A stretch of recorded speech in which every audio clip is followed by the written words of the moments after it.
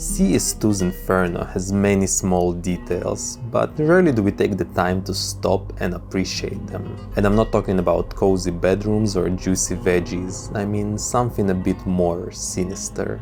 Like, for example, here, when going down under, there's this grate. Behind it we can see a mattress and a bicycle. It seems this spot is probably used by a local homeless person. Sleeping in a drainage is already pretty bad, but also shoving an entire bicycle through this tiny hole in the grating just so it doesn't get stolen while you're asleep doesn't look fun at all. Even though CS2 is a game about killing people, its maps are mostly these bright, clean and aesthetically pleasing locations where everything seems to be exactly as it should. So noticing a homeless person's hiding spot gives you this almost out-of-place, bitter taste of reality, evoking certain emotions you wouldn't normally get from this game. Taking a look elsewhere, you can find more of these weird details around the map, like this clothesline behind city spawn with some very small jerseys, almost suggesting that this village that is about to be blown up has children living in it. That's dark.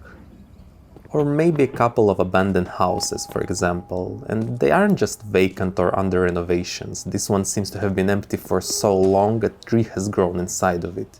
Do you know how long it takes for a tree to grow? For like 20 years this house has stood here, boarded from bottom to top, and no one did anything about it. And it's not just them. If you look closer, this whole neighborhood is in a state of disrepair. There's construction literally everywhere. Every corner of this map has overturned floor tiles, cement bags, ladders or tools, even some broken windows.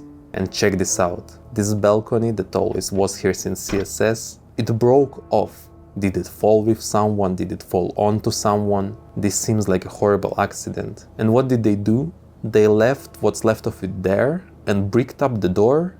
This is bizarre, and it's not the only example of that behavior. All around the map we can find doorways and window frames filled with cement. Why would they do this? This place is not what we think it is. It's not this nice and cozy little village, even though it tries its best to look like it. I'm starting to think that this is a cult's base of operations.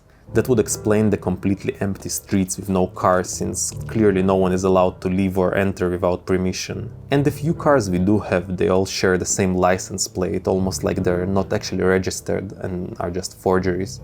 Also, what about all of the books on this map? They all have nothing written on them, they're just completely empty. Even the one important looking book placed on the lectern in the church, empty. The only book with actual text is this open one here. It talks about a global coalition fighting a hacker group of sorts. Something about a certain Mr.X. Clearly this is the cult's religious text, and Mr.X is their leader. But the thing that freaks me out the most out of everything I described so far is this picture right here. And here, and here, it's everywhere. What is this photo? Why is it framed in numerous places all over the map? Aside from looking absolutely horrific, I thought that this might be like a known statue and have some meaning behind it. So I searched for it. I image searched for it, I scoured the third page of Google, yet I still haven't found anything like it. I looked around CS2 forums to see if anyone else thought this picture looked unsettling, and I found this post. It reads: "He decided to shoot at the picture, but after that my screen sharing stuck and something strange happened to my friend. It had problems with sound, most of the screen went to black, the windows glowed bright blue, all the labels became pixelated and bright white. The avatar changed and some parts of the map became bright red. This all happened at about 2:58 AM our time." It all makes sense. The religious imagery, the broken church in every version of the map, the choir we can hear even though there's no one to sing it. Inferno literally means hell, and the CSGO version even had a radio playing excerpts from Dante's Inferno.